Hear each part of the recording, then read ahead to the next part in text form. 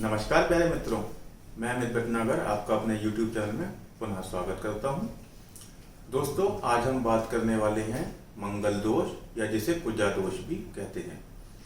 मंगल दोष एक ऐसा दोष है जिसकी वजह से पता नहीं कितने जातकों की शादियों में वर्षों तक विलंब हुआ है, क्योंकि माँ बाप जो है वो जाते हैं, उनको मंगली लड़की नहीं मिलती या मंगली लड़का नहीं मिलता, जिसकी वजह से विलंब होता रहता है। और पता नहीं क्या क्या भ्रांतियां फैली हुई हैं हमारे समाज के अंदर।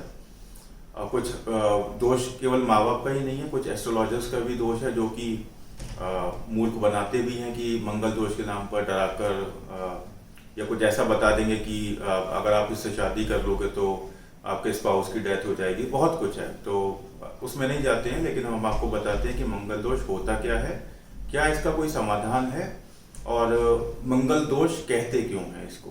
तो आइए बात करते हैं। मंगल दोष मैंने यहाँ पर लिखा है कि जब कुंडली के 1, 4, 7, 8, 12 भागों में मंगल विराजमान हो तो मंगल दोष होता है। 2 पर मैंने सर्किल किया है, क्यों? क्योंकि नॉर्थ इंडिया में दूसरा भाव नहीं लिया जाता, ये साउथ इंडिया कॉन्सेप्ट है। साउथ इंडिया के हिसाब से 1, प्रथम, द्वितीय, चतुर्थ, सप्तम, अष्टम और द्वादश भाव में जब मंगल होता है तो वहां पर मंगल दोष कहा जाता है। तो मंगल दोष कहते क्यों हैं, आइए इस पर विचार करते हैं। अगर मैं मंगल को, आइए इस कुंडली में बात करते हैं, अगर मैं मंगल को यहाँ बैठा दूं लग्न के अंदर, जो कि प्रथम भाव है मेरा, तो क्या होगा? मंगल की 7वीं दृष्टि कहाँ जाएगी? विवाह के स्थान पर। सप्तम दृष्टि से मंगल देखेंगे सप्तम भाव को, और चतुर्थ, क्योंकि मंगल के पास एक विशेष दृष्टि भी है चतुर्थ, तो वो चतुर्थ दृष्टि से देखेंगे 4th हाउस को। 4th हाउस किसका होता है? मानसिक शांति। तो मानसिक शांति, सुख सुविधा, इन सब चीजों का 4th हाउस होता है। जब मंगल की दृष्टि 4th हाउस पे पड़ रही है, 7th हाउस पे पड़ रही है और फिर 8th हाउस पे भी पड़ेगी, 8वीं दृष्टि। मंगल के पास 3 दृष्टियां होती हैं, 4थी, 7वीं और 8वीं। अगर लग्न में मंगल बैठाया तो ये 3 दृष्टियां पड़ेंगी, आपकी मानसिक शांति छीन लेंगी। आपका सप्तम भाव में होगा तो शादी के लिए प्रॉब्लम होगी, मतलब शादी का जीवन आपका स्वस्थ नहीं चलेगा। और अष्टम भाव जो कि आपका ससुराल होता है, आपका जैसे आपका लग्न से दूसरा भाव कुटुंब भाव होता है, वैसे ही आपकी वाइफ का भाव 7वां होता है और उससे अगला भाव अष्टम आपका ससुराल होता है। मैंने पहले वीडियो में भी बताया है। अगर मंगल की दृष्टि यहाँ पर आएगी तो ससुराल से भी संबंध अच्छा नहीं होगा और जो ये रिलेशन है शादी का, ये अच्छा नहीं चलेगा। और हो सकता है किसी की डेथ हो जाए, ये ऐसा कहा जाता है। देखिए, मैं ये नहीं कह रहा हूँ ऐसा हो जाता है, मैं समझाने की कोशिश कर रहा हूँ कि समाज में क्या चलता है, समाज में क्या मानना है और क्यों है। आगे बात करेंगे कि क्या उसका कोई अपवाद है या कोई इसका सोल्यूशन है या नहीं है। तो ये मैंने पहली कंडीशन बताई, अगर लग्न में मंगल में बैठा दूं, लग्न में मंगल बैठा दूं तो कौन कौन सा भाव पीड़ित होगा और वो क्या क्या प्रॉब्लम देगा। सिमिलरली साउथ इंडिया के हिसाब से अगर मैं दूसरे भाव में मंगल को बैठा दूं यहाँ पर, तो उसकी 7वीं दृष्टि पड़ेगी 8वें भाव पर। अभी हमने डिस्कस किया 8वां भाव मेरा ससुराल होता है, जब जब मंगल की दृष्टि यहाँ पड़ेगी शादी में प्रॉब्लम आना तय है। तीसरा भाव है मेरा चतुर्थ भाव। मैंने अभी आपको एक्सप्लेन किया कि मंगल चतुर्थ भाव में आएगा, मानसिक शांति छीन लेगा।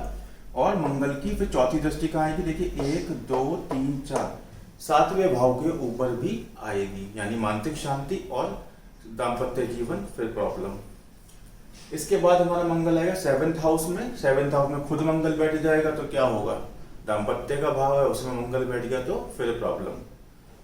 इसी तरह 8वें भाव में जो मेरे ससुराल का भाव है, ससुराल का भाव है, तो वहां मंगल बैठ जाएगा, ससुराल से प्रॉब्लम देगा, मेरे स्पाउस को प्रॉब्लम देगा हेल्थ की।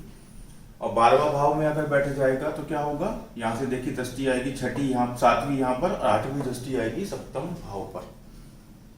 तो ये मैंने एक्सप्लेन किया कि अगर ये भाव डिसाइड किए गए हैं तो क्यों किए गए हैं, जिसके पीछे लॉजिक होता है। एस्ट्रोलॉजी में हर चीज लॉजिक पे चलती है। चलाने वाले चलाते हैं, वो जो धूल में लट्ठ मारते हैं, लेकिन अगर कोई अच्छा एस्ट्रोलॉजर है तो वो कोर कॉन्सेप्ट समझाएगा आपको कि ऐसा क्यों होता है, साइंस क्या है उसके पीछे की। दूसरा, मैंने एक और वीडियो बनाया था मंगल दोष के ऊपर। मैंने आपको पहले भी समझाया है, मंगल कोई दोष नहीं होता। मंगल दोष में क्या होता है, मंगल के अंदर एनर्जी बहुत होती है, रेड प्लेनेट है वो, वहां पर वो इतनी, वहां पर आपके बोलते हैं लाल दिखता है वो, यानी कि आपके अंदर अग्रेशन, आपकी एनर्जी इतनी ज्यादा हो जाती है कि जो इंसान मंगलिक नहीं है उसके लिए उस एनर्जी को एब्जॉर्ब करना मुश्किल हो जाता है और आपकी और उसकी फ्रिक्वेंसी नहीं मिलेगी, मतलब तालमेल नहीं होगा हिंदी में बात करूं तो। इसलिए मांगलिक के लिए मांगलिक को ही ढूंढा जाता है, ताकि दोनों लोग एक जैसा सोच विचार करने वाले हैं। अगर दोनों में लड़ाई हो रही है अभी और मांगलिक दोष कहता है कि दोनों थोड़ी देर लड़ाई करेंगे, शाम तक ठंडे हो जाएंगे, तो दोनों हो जाएंगे, क्योंकि दोनों का नेचर सेम है। अगर आप एक मांगलिक को ले आए और एक नॉन मांगलिक है, ये एडजस्ट नहीं कर पाएंगे। इनके अंदर बहुत एनर्जी होती है मांगलिक लोगों के अंदर, और मतलब बहुत बहुत अच्छी, मतलब ऐसे वो बहुत पॉजिटिव वे में भी जाती है। तो खैर मैं टॉपिक से डेविएट नहीं करना चाहता हूँ। यही रीजन होता है कि मांगलिक को नॉन मांगलिक से नहीं करनी चाहिए, ये एडवाइजेबल है। ऐसा नहीं है कि जो लोग नॉन मांगलिक से करते हैं उनकी शादी नहीं चलती या उनके स्पाउस की डेथ हो ही जाती है, ऐसा कुछ नहीं होता है। बहुत सारे एक्सेप्शंस हैं। मेन जो पीछे लॉजिक उसका यही है कि एनर्जी बहुत होती है इन लोगों के पास, जिसको चैनलाइज करना बहुत जरूरी है। और नॉन मांगलिक से शादी करेंगे तो वो सिंक्रोनाइजेशन, इनकी फ्रिक्वेंसी मैच नहीं होती है और दाम्पत्य जीवन सुखी नहीं रहता है। उसको आज के ज़माने में बेचा कैसे जाता है कि डेथ हो जाएगी, इनका डिवोर्स हो जाएगा, इनका ये हो जाएगा, फलाना हो जाएगा। सब बेकार की बातें हैं। हाँ, मांगलिक को मांगलिक से करना चाहिए। क्यों करना चाहिए, रीजन मैंने आपको बताया। कोई आपको और आडंबरों में नहीं पड़ना है उसके लिए, ठीक है। तो मैंने आपको ये समझाया कि ये इस ऐसे ऐसे मांगलिक दोष होता है इन भावों में बैठ जाए तो। अब इसके कुछ अपवाद भी हैं, क्योंकि अब आप जब कुंडली बनाएंगे, 2 लग्न ऐसी हैं, कन्या और मेष, जिनमें अष्टम में तो मंगल आना ही आना है ऑटोमेटिकली। अगर ये कन्या लग्न की देखिए मैंने कुंडली बनाई है, वहां पर कन्या लग्न की कुंडली में मंगल अपना क्या है, देखिए स्वराशि होकर बैठा है, मंगल स्वराशि होकर बैठा है, तो ये दीर्घायु देता है। ये अपवाद है, इसलिए मांगलिक में काउंट नहीं होता है। सिमिलरली मेष लग्न में कौन सी राशि आती है 8वें भाव में, 8वीं राशि आती है, वो भी स्वराशि है मंगल की। तो कन्या लग्न और मेष लग्न के लिए अगर अष्टम भाव में मंगल बैठा है तो उसे मांगलिक नहीं मानते हैं, बल्कि वो और अच्छा करता है, आपको अच्छी आयु देता है। मिथुन लग्न, ये मैंने मिथुन लग्न की कुंडली बनाई है, यहाँ पर मंगल बैठा है अष्टम भाव में, क्योंकि यहाँ कौन सी राशि आई है, यहाँ आई है मकर राशि, और मकर राशि में मंगल होता है उच्च का। तो 3 कंडीशन है, 2 लग्न है कन्या और मेष, इनमें अष्टम भाव में अगर मंगल बैठा है तो उसको मांगलिक दोष नहीं लगता है। क्यों नहीं लगता है, मैंने बताया स्वराशि का मंगल हो जाता है।